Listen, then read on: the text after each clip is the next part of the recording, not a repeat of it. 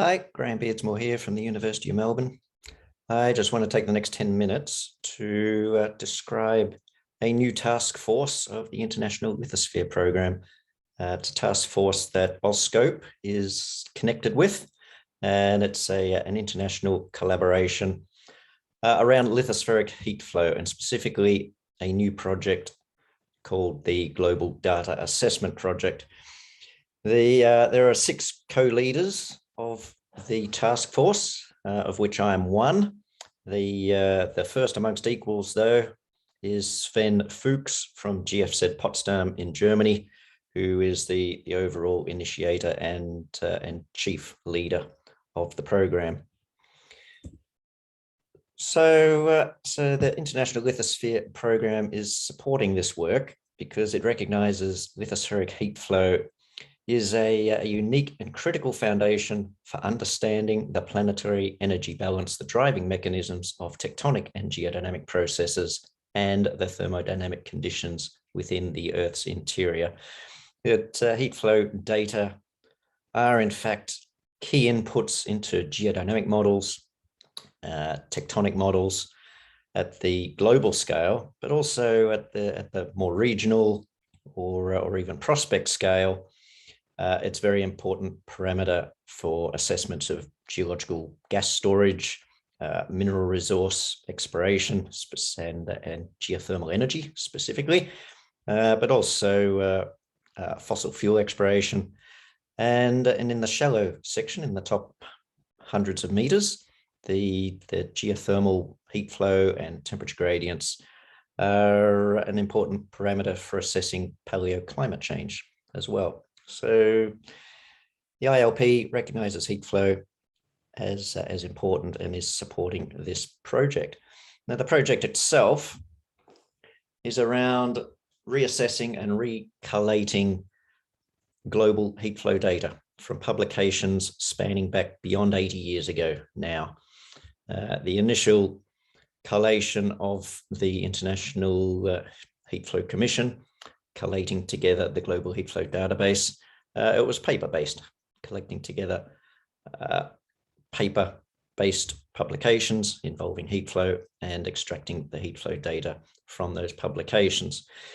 Now that initial database has evolved slowly and perhaps not the most efficiently, to the point where there are several versions of it now existing around the world, and the quality of individual data within that data set is uncertain, to say the least.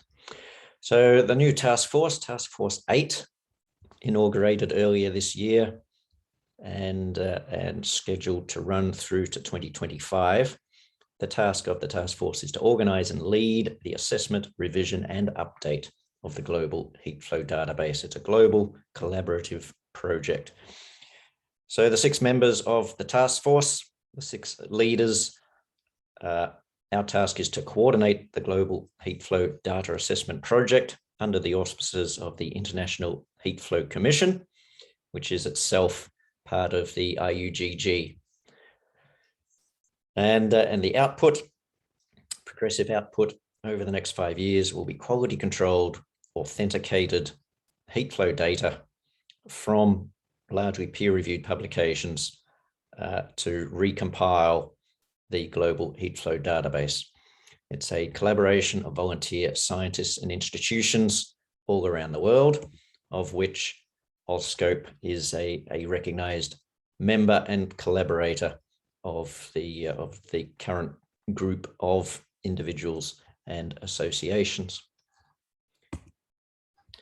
So the Global Heat Flow Data Assessment Project, it has its own website managed by GFZ Potsdam. And the point of the project is to provide a newly refreshed and compiled and quality assured and quality controlled global heat flow database through a collaborative volunteer effort of experts all around the world. So far, 80 plus scientists from 28 or more countries have joined the project, but we are happily and enthusiastically looking for more volunteers to contribute to this, this important work. So there's a website there where you can go to for more information. I can quickly click on that, and it'll take us live.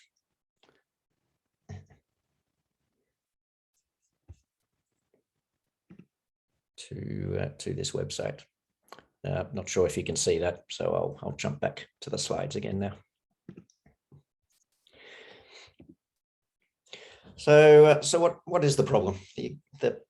The root of the current problem is that the existing global heatflow database harks back to this publication in 1976, which did employ sort of state-of-the-art digital possibilities for database collation at the time, but it's a structure that is now more than 45 years old, and it tries to capture all the critical information and metadata about individual heatflow data points into 18 individual fields, metadata fields, compressed into single rows of 80 ASCII characters. And for decades, it was kind of good enough, and effectively what the current state of digital technology could keep up with. So just scanning down through the fields, each existing heatflow data point in the current international global heatflow database, has a data number. And simply the data number takes up 5 of those 80 ASCII characters.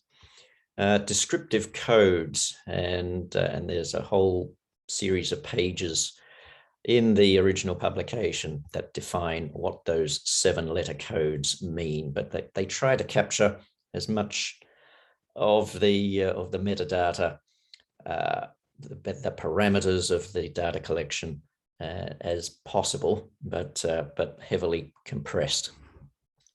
Names of the site, the latitude, the longitude, so locational information, some information about the elevation of the borehole in which the measurement was made, and scanning down through the rest of the fields. They're sort of very high level information about individual data points, but it's even with the codes, it's hard to get an idea of the quality of individual data points. So jump forward 40 plus years, and earlier this year, early 2021, a working group of the International Heatflow Commission published a new state-of-the-art framework for a new compilation of the global heatflow database. The number of fields has massively increased from 18 up to 60 something, and the relevance of different fields depend on whether the heatflow determination is related to a continental setting or a marine setting, and it's possible to capture different heatflow values at different depths, which the original data set could not handle, and a lot of very rich metadata. So the challenge now is to recompile that 80 plus years of data publication, which amounts to something in excess of 75,000 individual data points, and capture the more the richer metadata and recompile it. So it's a 5-year program. People can get involved by going to the website and volunteering, downloading original data papers, and extracting the additional metadata from those papers, and then re-uploading to generate a quality assured new global heatflow database.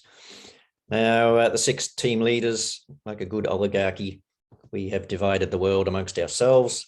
So you can get in touch with your local representative, which in most cases for this audience will be myself, responsible for Southwest Pacific, New Zealand, Australia, and Sub-Saharan Africa. Thank you, and especially thank you to the 83 contributors who have already volunteered.